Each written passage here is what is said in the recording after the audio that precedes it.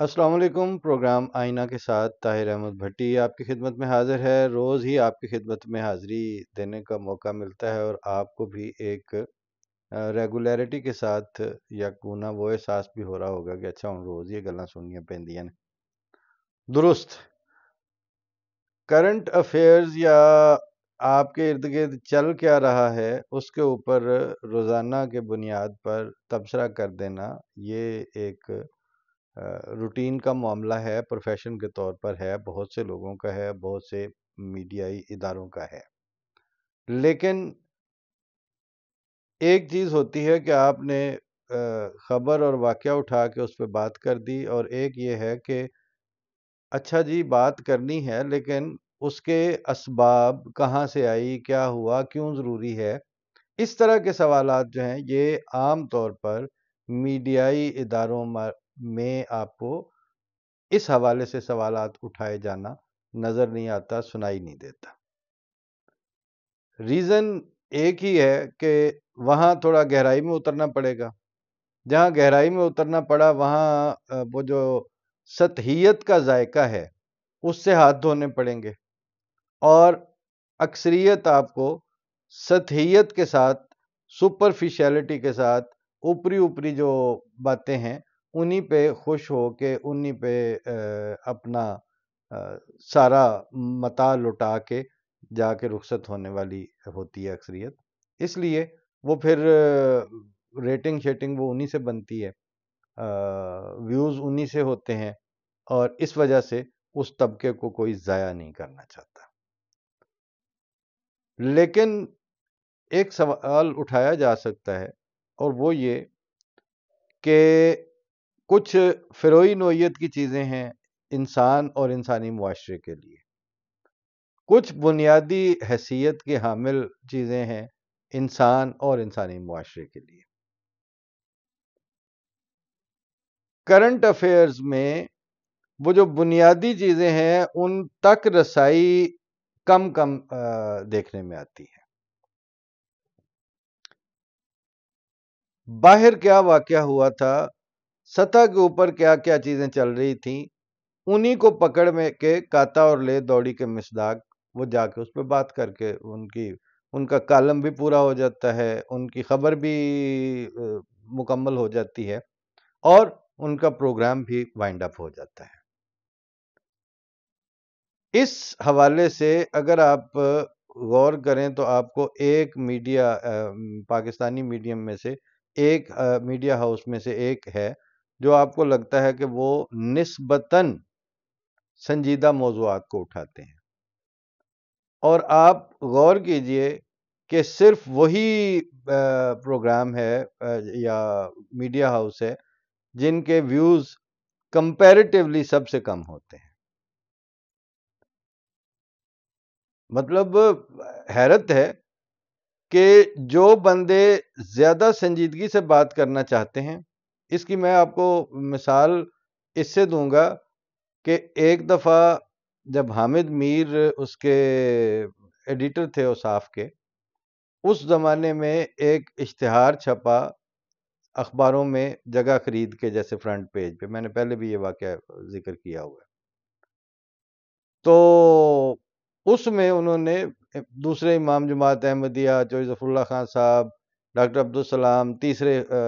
خلیفہ جماعت احمدیہ کے، ان لوگوں کی تصویریں لگا کے تو عالم اسلام کے خلاف سازش کے حوالے سے وہ جو ایک نعرے بازی تھی 53 آنورڈ پاکستان میں، اس کو معین شکل دے کے ون لائنر بلٹ شارٹس کے ساتھ وہ ان جن کی تصویریں دی تھیں بزرگوں کی، ان کے اوپر وہ سارے الزامات تھوپ دیے، اور وہ ایک چھپے ہوئے اشتہار تقریباً A4 سائز میں، ہاف A4 سے ذرا بڑا، وہ چھپا ہوا تھا۔ ظاہر ہے کہ چوڑا مارن والے نے 4 پیسے دے کے مار لیا، مگر جماعت احمدیہ نے، چونکہ وہ پاکستان کے ایک مین سٹریم میڈیا میں سارے اخباروں میں چھپی ہوئی تھی یہ چیز، تو اس کا غالباً وہ جنگ نوائے وقت اس طرح کے بڑے اخباروں میں سے کسی میں چھپا تھا۔ اس کا جواب اس وقت کی نظارت امور عامہ نے ایک تیار کر کے باقاعدہ، اور اسی طرح لفظ بلفظ یا سطر بسطر اس کا جواب دیا کہ یہ سب غلط ہے، جھوٹ ہے، اور الزام تراشی ہے، اور یہ اور وہ جو بھی بنتا تھا۔ اب وہ چھپا ہوا پرنٹڈ جو ہے وہ لے کے جا رہے ہیں یوسف سہیل شوق صاحب مختلف اخباروں کے پاس، لاہور میں جتنے بڑے اخبار تھے ساروں کے پاس گئے کہ جناب یہ ہمارا جوابی یا تردیدی موقف ہے، اس کو چھاپا جائے۔ کسی نے نہیں چھاپا، معاملہ ہی کیا ہو اگر زیاں کے لیے، جب یہ طے ہی ہو چکا کہ یہ جھوٹ ہی بولنا ہے اور وہ یک طرفہ ہی بولنا ہے، تو اس میں کون سی بات ہے کہ آپ پیسے دے کے جوابی تردید چھپوا لیں؟ وہ نہیں ہو سکنا تھا۔ خیر لاسٹ مومنٹ پہ پتہ نہیں کیسے ان کو، اس زمانے میں میں لکھتا تھا ان کے ساتھ، اوصاف کے ساتھ، تو وہ وہاں آئے اسلام آباد، تو میں نے کہا چلو چلتے ہیں جہاں میں لکھتا ہوں، میں وہاں بات کرتے ہیں جا کے۔ تو وہ حامد میر کے پاس میں لے گیا، میں نے کہا جی یہ ہے جو چھپا ہوا ہے اخباروں میں، اس کا جواب میں یہ تردید ہے اور یہ شائع کروانی ہے۔ کہتے یہ تو کمرشلی پیسے دے کے چھپا ہوا ہے۔ میں نے کہا ہاں تو ہم بھی کہہ رہے ہیں پیسے دے کے جوابی تردید، ہم بھی جگہ خرید کے ہی چھپوانا چاہتے ہیں۔ کہتے لے آؤ پیسے تو چھاپ دیں گے، لیکن تسی یہ کیوں چھپوانا چاہتے ہو اور اسی یہ کیوں چھاپیے؟ جیسے ایڈیٹر کا حق ہے وہ پوچھ سکتا ہے نا، وائی؟ میں نے کہا جی اس لیے کہ یہ جو الزام والے اشتہار کی زبان ہے اور اس میں جو بیان کیے گئے حقائق ہیں ان کے خیال میں وہ سطر در سطر جھوٹ ثابت ہو رہے ہیں جوابی اس موقف میں، اور ہمارا جوابی اشتہار جو ہے وہ ان سے کم سرکاسٹک، کم الزام تراشی پر مبنی اور زیادہ مبنی بر حقیقت ہے۔ تو پیسے اتنے ہی لگنے ہیں، آپ چھاپ دیں۔ پتہ نہیں کہ وہ کون سا لمحہ تھا، یا شاید ان کو یہ شک تھا کہ دیکھو کیڑے پیسے ہونے نے، تو کہتے لے آؤ اتنے سپیس کے اتنے پیسے بنتے ہیں، لے آئیں تو ہم چھاپ دیتے ہیں۔ خیر وہ اسی دن چھپ گیا۔ بتانا یہ عرض کرنا تھا اس سے کہ جو کم سرکاسٹک ہو اور زیادہ مبنی بر حقیقت ہو، اس خبر کو اخبار میں ایسے ماحول میں جگہ نہیں ملتی جہاں ماحول پورا ٹرینڈ کیا گیا ہو سستے پن کے لیے، اتھلے پن کے لیے، اور کچی اور پھس پھسی موقف اور بیانیوں کے لیے۔ تو ایسے ٹی وی چینلز اور اس طرح کے میڈیا ہاؤسز ہیں، ان کے اندر اس سے پہلے ایک رسالہ چھپتا تھا، ہیرلڈ منتھلی میگزین تھا۔ اس کے لکھنے والے، وہ جب تک وہ چھپتا رہا ہم بڑے شوق سے اس کو پڑھا کرتے تھے، اور آخری اس کے جو ایڈیٹر ہمارے علم میں ہیں وہ اپنا بدر عالم تھے۔ میں ان کو جب پورا نام بدر عالم بھٹی کہتا ہوں تو وہ چونکہ وہ چھپتا شاید اس طرح سے نہیں تھا، خالی بدر عالم لکھتے تھے، مگر وہ ہمارے پنڈی بھٹیاں کے علاقے کے تھے، اور دونوں بھائیوں کو جن سے ہمارا تعارف ہے اچھے پڑھے لکھے ہیں۔ تو ان کا میں نے آخری انٹرویو انہی کے دفتر میں ڈان میں کیا تھا، اور وہ کہیں میرے پاس ریکارڈڈ پڑا بھی ہوگا۔ وہ زمانہ تھا کہ جس میں وہ تحقیقی اور فیوچر کو ویژولائز کرنے والی ایشوز کے اوپر کام کرتی تھی میڈیا کی ٹیمیں، اور پھر وہ وہاں چھپتے تھے، اور یہ بارہا ہوا کہ ایک سٹوری ہیرلڈ میں چھپی اور 4 مہینے بعد، 6 مہینے بعد یا سال کے بعد سوشیو پولیٹیکل لیول پہ وہی حقائق جو ہیں وہ ہمارے پاکستان میں انفولڈ ہونا شروع ہو گئے۔ ایک مشہور سرورق تھا ان کا کہ بے نظیر کا پوسٹر لگا ہوا تھا، تو وہ کوئی ہاتھ ہے وہ ایسے اس کو اچیڑ رہا ہے، کھینچ رہا ہے دیوار سے، اکھاڑ رہا ہے اس پوسٹر کو، اور وہ ہاتھ جتنا نظر آ رہا تھا وہ فوج کا ہی تھا، اور کچھ عرصے بعد ظاہر بے نظیر کی گورنمنٹ گھر بھیج دی گئی۔ تو وہ جس طرح کہانیاں چھاپتے تھے اس سے تھوڑا بہت ویل ایڈوانس لوگوں کو جو اس طرح کا سنجیدہ انگریزی صحافت میں دلچسپی رکھنے والا طبقہ تھا، ان کو کچھ نہ کچھ پتہ چل جایا کرتا تھا. پھر وہ رسالہ بند ہو گیا. ہم ادھر ہی آگے ہوئے تھے جرمنی میں، جب پتہ چلا کہ ہیرلڈ بند ہو گیا. اچھا نہ لگا، بہت برا لگا کہ یار یہ اتنا بڑا پاکستان ہے، اگر ان میں کوئی علم اور تحقیق کی اور صحافی جو فیلڈ ہے صحافت کی، اس میں سنجیدہ محنت کرنے والے طبقے کو زندہ رکھنے کی خواہش پائی جاتی ہوتی پاکستانی معاشرت میں، تو کوئی بڑا کام نہیں تھا کہ 5-10 ہزار سبسکرائبرز اور اس کے جو خریدار ہیں وہ تو ایڈوانس میں اس کو پیسے دے کے تو زندہ رکھ سکتے تھے. لیکن وہی بات کہ معاملہ ہی کیا ہو اگر زیاں کے لیے، جب چاہتے ہی نہ ہوں. پھر کچھ وقت کے بعد خود وہ ڈان کے ساتھ بھی وہی سلوک ہونا شروع ہوا، اور آج کل پھر وہی چل رہا ہے سلسلہ. لیکن بنیاد اس کی وہی ہے کہ جو اس لمیٹڈ دائرے میں بھی سنجیدہ موضوعات پہ کام کرے گا، اس کی ورتھ کو کم کر دیا جائے گا، ہو جائے گی. یہ دونوں فینومینا سائیڈ بائی سائیڈ چل رہے ہیں. لیکن اگر شکرانے کی طرف جانا ہو اور شکر کا آپ نے پہلو ڈھونڈنا ہو، اور در حقیقت آپ اپنے آپ کو اس قابل نہ پائیں کہ ہے اتنا بڑا احسان اللہ تعالیٰ کا، وہ یہ ہے کہ جو گفتگو جماعت احمدیہ کے پلیٹ فارم سے کی جاتی ہے اور اس کے جو علمی، ادبی، اکیڈیمک، صحافیانہ دوسرے تیسرے پہلو ہیں، ان کو ایک دفعہ چھوڑ کے صرف اس بنیادی میسج کو سامنے رکھ لیا جائے تو وہ میسج ہی بنیادی طور پر کراس دا کرنٹ جانے والا ہے. وہ بہاؤ کے ساتھ چلنے والا میسج ہے ہی نہیں. اور اس میسج کے سے جو فیض یافتہ ذہن ہوں گے، وہ جب گفتگو کریں گے، وہ کس حد تک برداشت ہوگی عام سوسائٹی کو، بلکہ وہ عام روٹین کی بات بھی کریں. میں نے ایک دن وہ پرانی بات اتنی نہیں ہے، نمل یونیورسٹی میں تھے تو میں پہلے یا دوسرے سیمیسٹر میں نے ایک نظم کہی، اور وہ نظم فنی لحاظ سے خالصتاً یہ دنیا داری والی مجاز کی اور اپنے ارد گرد کے ماحول کی نظم تھی. اس پہ ٹیچر نے مجھے کہا کہ میں اس نظم کی وجہ سے اس سیمیسٹر میں جو آپ کو اسائنمنٹ مل رہی ہے 25 نمبر کی، اور اوپنلی انہوں نے کلاس میں کہا کہ میں آپ کو اس میں سے 25 میں سے 24 نمبر دے رہا ہوں. وجہ یہ ہے کہ یہ لٹریچر کی آپ کا سبجیکٹ ہے. لٹریچر کی کلاس میں آپ نے تخلیقی طور پر اتنی رواں نظم لکھی ہے، چاہے وہ اردو میں تھی. ہمارا جو سبجیکٹ تھا وہ انگریزی میں تھا، اس کا سلیبس سے تعلق نہیں تھا. لیکن انہوں نے کہا کہ لٹریچر پڑھنے کے بعد اور لٹریچر سے تعلق رکھنے کے بعد اگر آپ تخلیقی طور پر اس روانی سے بات کر سکتے ہیں تو یو کوالیفائی اور یو ڈیزرو کہ آپ کو میں نمبر دوں.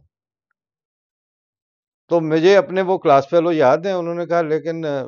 الگ سے کہ سر جی پھر بھی ہے تو قادیانی ہے نا،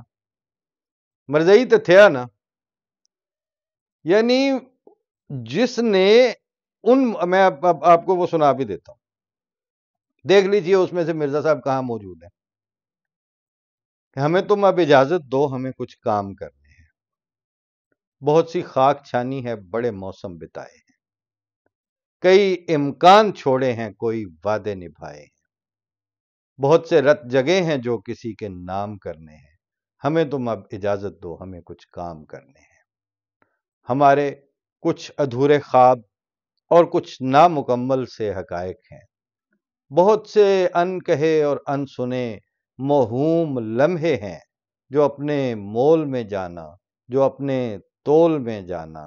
بڑے ہی جان لیوا ہیں مگر سب کچھ پہ فائق ہیں. وہ لمحے خود سے چن کر اب تمہارے نام کرنے ہیں، ہمیں تم اب اجازت دو، ہمیں کچھ کام کرنے ہیں۔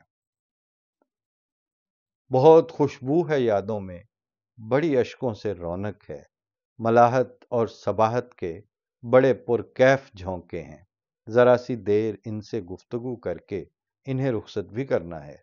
اندھیرے صبح کرنے ہیں، اجالے شام کرنے ہیں، ہمیں تم اب اجازت دو، ہمیں کچھ کام کرنے۔ اب ڈھونڈیے ذرا اس میں سے کہ لٹریچر اور ادب کے لحاظ سے کہاں ڈنڈی ماری گئی ہے اور کون سی تبلیغ ہو گئی ہے ان تینوں بند کے اندر۔ لیکن اگر آپ کا تعارف موجود ہے کہ آپ ایک احمدی ہیں تو آپ کا اپنے شعبے کا کنٹریبیوشن بھی اس بدبخت معاشرے میں جس کی تربیت ملائیت نے کی ہوگی وہ آپ کو ریجیکٹ کرے گا، وہ آپ کے خلاف کھڑا ہوگا۔ یہ ادنا سی ایک بالکل چھوٹے درجے کی مثال ہے، لیکن بہت سے شرفاء کھل کے بھی کہتے ہیں اور اکثر اپنی ذاتی مجالس میں بھی کہتے ہیں کہ ڈاکٹر عبدالسلام کو جو نوبل پرائز دیا گیا تھا وہ تو یونیفیکیشن آف الیکٹرانک فورسز پہ دیا گیا تھا، لیکن مرزا صاحب کے کسی موقف کی تصدیق اور اس کو ثابت کرنے پہ تو نہیں دیا گیا تھا۔ لیکن عبدالسلام نے چونکہ اپنے احمدی ہونے کو ڈس اون نہیں کیا ان کمینوں کے کہنے کے اوپر ساری زندگی، نتیجتاً اس کے اس پروفیشنل ایکڈیمک ورک کو بھی انہوں نے اسی سے تولا اور وہی اس کے منہ پہ مارا لا کے کہ نہیں جی مرزائی ہے جی، جعلی ہے جی، ایسے ہی دے دیا جی، اللہ حاصل کیا۔ بالکل اسی طرح چلتے جائیں۔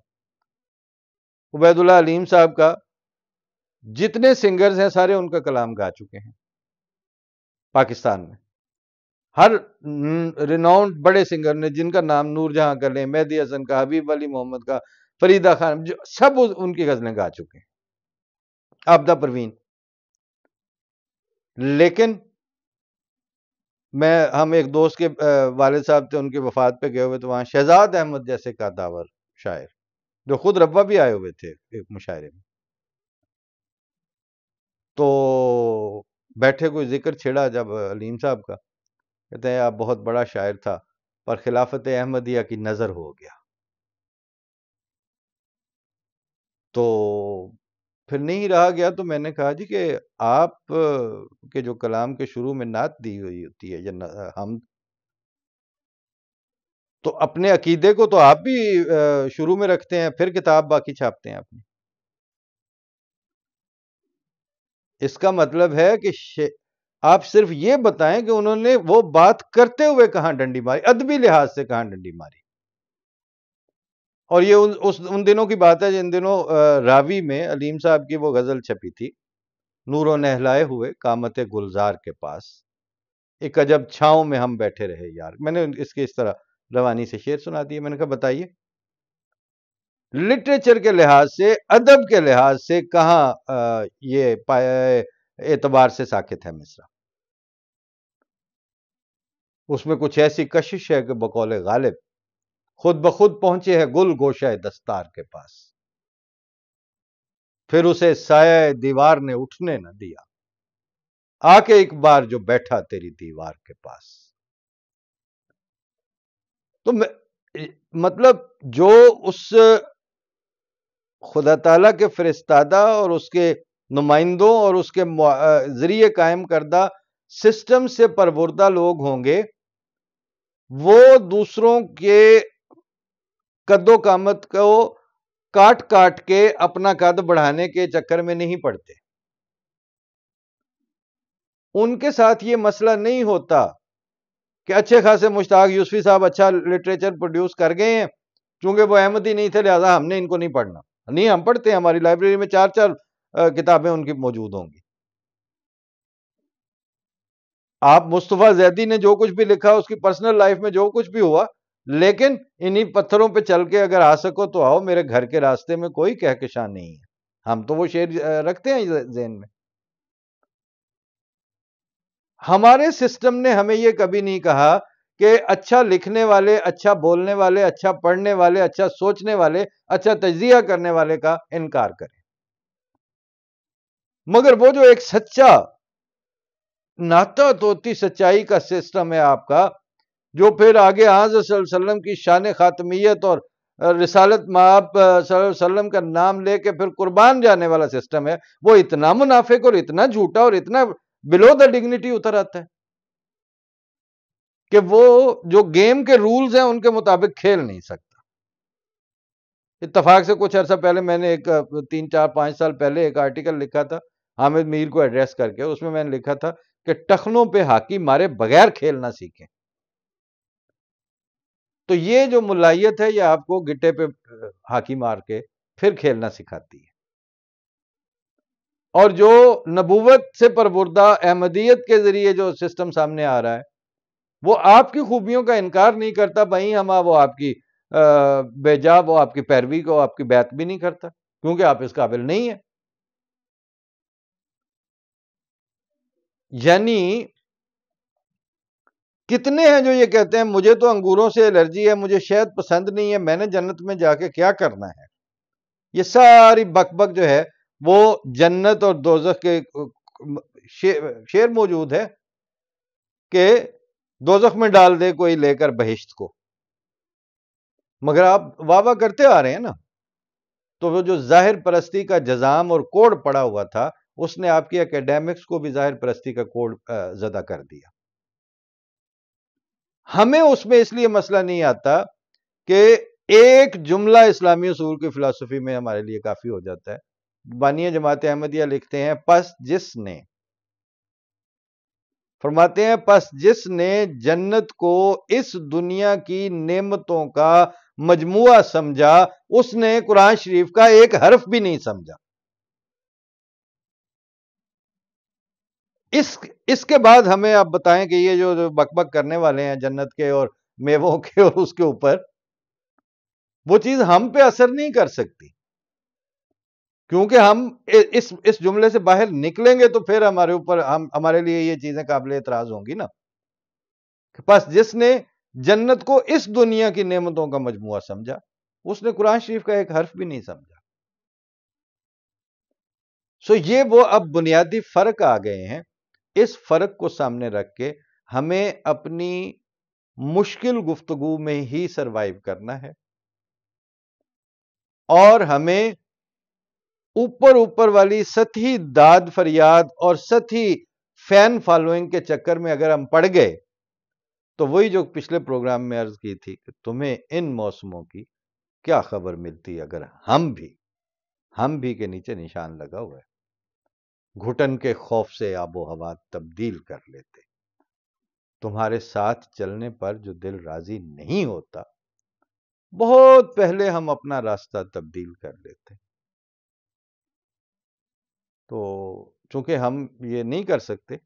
اس لیے ہمیں جو سننے والے اور ہمارے ساتھ چلنے والے ہیں وہ ادھر سے ہوں یا ادھر سے، وہ کسی کمٹمنٹ اور سیریس تھاٹ کے ساتھ تعلق رکھنے والی روحیں ہیں، ان سے ہی ہمارا مکالمہ ہے۔ نری واہ واہ اور پھر واہ واہ کے نتیجے میں جو واحیاتی جنم لے رہی ہے اس واحیاتی کے ساتھ نہ ہمارا تعلق ہے اور نہ ہی ہم اس کا خواب دیکھتے ہیں۔ آخر پہ وہ علیم صاحب کا ایک شعر کہ میں کون سا خواب دیکھتا ہوں، یہ کون سے ملک کی فضا ہے۔ تو مسئلہ یہی ہے کہ میں کون سا خواب دیکھتا ہوں، یہ کون سے ملک کی فضا ہے۔ فی امان اللہ، السلام علیکم۔